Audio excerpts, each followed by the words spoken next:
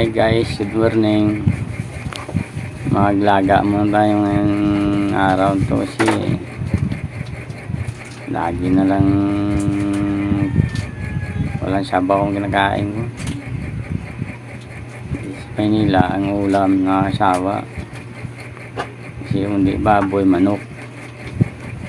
Kasi gulay dito mahal, kaya tulad sa probinsya ang baboy mahal, ang manok, gulay mura lang kasi karamihan sa probinsya ang gulay hindi binibili.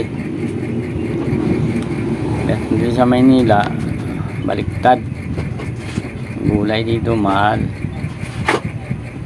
kaya binibili ng karamihan hindi manok, baboy.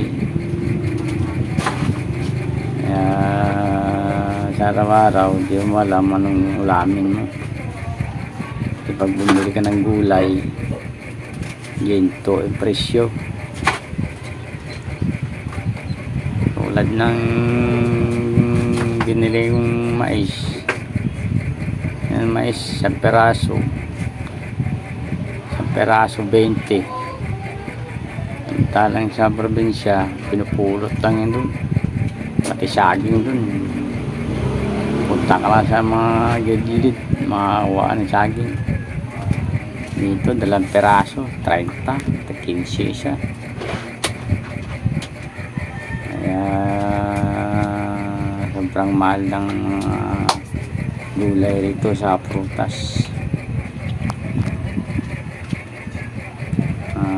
Guys, maraming salamat sa mga supporters